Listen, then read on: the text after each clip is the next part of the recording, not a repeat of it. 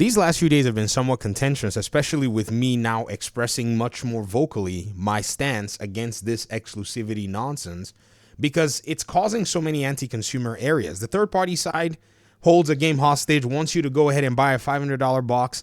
The first-party side on PlayStation side is constantly bringing you remasters because they can't sell enough copies. The game that they claim to be exclusive to solve their, problems of software sales and push hardware for them is getting remastered, even though the game is pristine and working very well. Even though they have new hardware that can take advantage of the game, they still want to sell you a remaster for it. This is a problem, and some PlayStation fans do not want to admit this. I know majority of PlayStation fans think that this is a problem. They know it can be denied. In fact, I'm about to start watching this video from Solid Rev.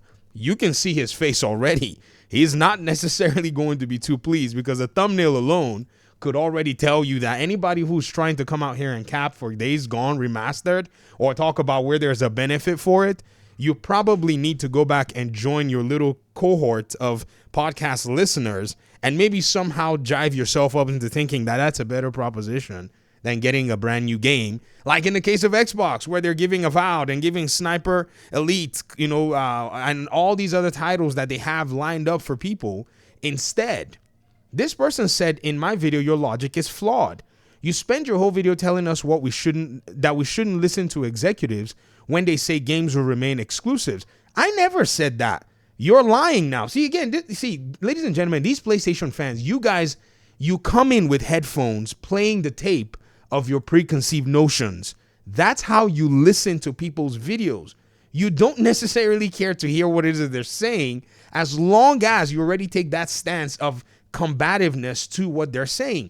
I said that these PlayStation exclusives changed the executives changed the entire stance of exclusivity and shifted towards PC right here on paper, ink, dried 5 years ago. Look at this March 10, 20. Look at these guys, man. I will make 20 videos on your behalf. And this is how I'm going to basically ensure that you are, in many cases, exposed for these lies. Herman Hulst's Q&A interview with head of PlayStation Worldwide Studios, right? In the interview, he said that their stance at the time was just because one AAA title, which was Horizon Zero Dawn, was coming to PC didn't necessarily mean that every game will now come to PC. He has changed the whole PlayStation paradigm, or he and his cohort of PlayStation executives. For instance, when they decided that after this, they were going to go announce in 2022, 2 years later, that, oh, by the way, live service games are going to come day one to PC, and then other games are going to delay. And then when they said, well, now we're bringing our games, he and Nishino, when they were both co-CEOs, they came out in that PlayStation Sony presentation thing, and both said, well, we hope that, when we put our games on PC, we hope that the PC players will see what's going on and possibly come to PlayStation and buy anthologies. I'm not the one who said anything about the exclusives. The execs themselves were the ones who put themselves in that corner, and then as the market dictated, they changed. The so-called games will remain exclusive nonsense is nonsense because they're not keeping the games exclusive anymore. And then you say, but yet you believe an executive in regards to remasters because it helps to fit your narrative. No. You don't understand, son. I am coming to this argument with all the execs on my side. There is nothing that they have said that is antithetical to what it is that I'm saying. In fact, in the case of Shuhei Yoshida, him telling you guys to buy more remasters is an admission that they need sales and they need to make money, because he said it in that interview. He said, I joke sometimes that people give Herman Hulst a lot of troubles and a lot of issues for doing too many exclusives, right? However, what he said was, these games do not necessarily take too much of, resources. Instead, it's just an easy way for them to be able to go ahead and make money doing these PC ports and so on and so forth. It's right here. What did he say that's contrary to what I'm saying? He said, he concludes and says, by saying, if remastered naysayers like first-party output, the big single-player games, they should support Herman doing these porting and remasters so that he can keep investing in these new great games. Literally, they're in step. They're in tandem with one another. I'm just saying that what they're saying is simply admitting that the sales are not enough.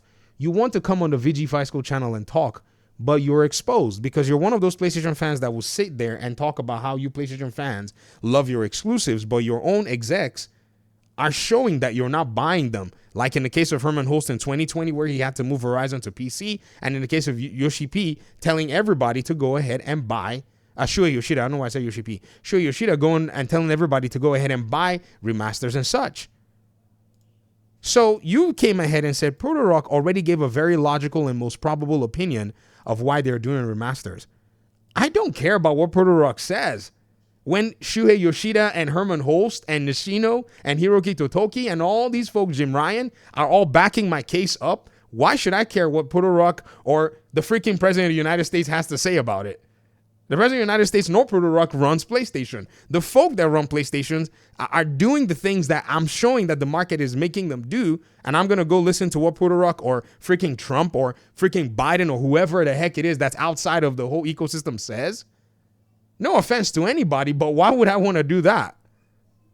So all you read for this particular conversation was, this whole video is just hopium for the death of PlayStation platform, which if you follow the recent news of their financial report and a guy who they decided to promote literally proves that they'll become a gaming platform than anything else. What are you talking about? I don't even know what you're talking about. Somebody replied you and said to you, they said it's basic common sense. Sony has always made insane amounts of revenue, but you and I know that Sony profit in the matters, is equally high from the trial that we saw, and remasters are an easy way for them to make somewhat quick money. They can make a game like Spider-Man 2 or Wolverine and sell 15 million copies, but they're not making a lot of money on them. We all know this, and then you came out to say something that I did not say. What is this, guys? Is this an attempt to gaslight or slander or smear? I don't understand what it is. They said people like VG forget. This is what this person says. Hold on, let me go ahead and show you all so that you can see for yourselves. People like VG forget that PlayStation's strongest revenue stream is not their first-party games. I didn't forget. No. I didn't forget, guys. I've been singing it on the hilltops that y'all PlayStation players don't buy games. We've been singing it on the hilltop to expose you PlayStation players that have been saying that Xbox players don't buy games. Did you just see a PlayStation player just admit that PlayStation players don't buy games? Like, are you guys looking at this? Or are my eyes seeing something that these PlayStation players have now capitulated to cap for remasters? Like, you guys destroy your own arguments because you're trying to move the goalpost. So you mean to tell me that all these so-called PlayStation players that have been in the comment section of my videos where I've been talking about, oh yeah, Final Fantasy is going to go to Xbox, and you guys have been saying, well, Xbox players aren't going to buy it. You mean to tell me that y'all aren't buying games and you can openly admit to it? PlayStation's strongest revenue stream is not their first-party games? You said that with confidence. You say, I forget. No, I didn't forget it. You said it's their marketplace. It's a third-party software. It's a third-party platform is what you're admitting. The biggest part of the revenue comes from microtransaction money and third-party purchases. Oh, this is why I press on PlayStation players. I want your arguments to crack, and so you've cracked one for me. Thank you.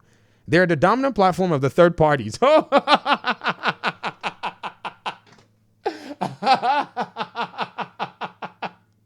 That will be Steam. I'm sorry. I'm sorry to say the dominant platform of the third party will be Steam, having the biggest marketplace out there in terms of PC. But among the consoles, in terms of having third party presence, then yes, they do have the big, variety in that case. But yes, I'm glad that you're agreeing with me. I have recruited you now to now start arguing my point because I've pressed you in one area. You tried to scour instead of you to face the reality and be truthful. I recruited you. This is great. This is amazing. If one day they just abandon their platform, their revenue will collapse. No one says they're going to abandon their platform because they're not a publisher of games, only they are a gaming platform. No one is saying that they're abandoning publishing games. No one is saying that. These people just want to insult me, so what they do is they just go ahead and cut their own feet off to try to maybe take like one less step to getting to the answer. And while they're at it, it's so incongruent in many cases that I have to sometimes laugh and say, come on now. Don't you see that you're playing into my hand? What is this? Like, I'm just a regular dude, man. Stop making me look like I'm what I'm not. Like, or maybe that's just that must be an indictment to you because you're not thinking through this with a logical perspective. You tried to come and prop up Proto-Rock. He was on his own on my comment section when I'm citing PlayStation executives left and right that somehow Proto-Rock will have a logical explanation when Shuhei Yoshida literally lays it out for you. Someone who's been in the business and the industry. They all back up my claims. You don't understand. I'm a PlayStation guy. So I've been basically, charging on PlayStation's weaknesses because I don't want an Xbox that comes to dominate them. They're already being beat in software, which is the main thing about games, not hardware. You can play these games almost anywhere these days with cloud and so-called handheld streaming platforms or whatever it is, because the hardware is in some cases partially, in a sense, secondary. So please, you'll need to relax when you're over here trying to own or say something about VG or You would destroy all of the pillars of arguments that you PlayStation super fans have fantasized about instead of, because they don't hold water. You literally just said that PlayStation players don't buy games. Sorry, you insinuated that PlayStation players don't buy their games.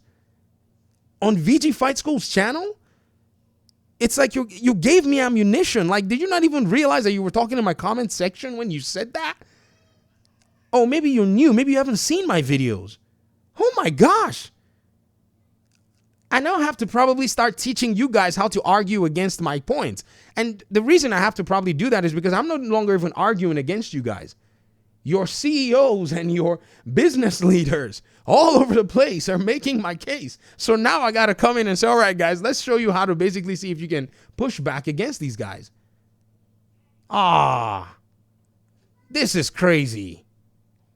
I don't know, guys. What is going on? Peace out.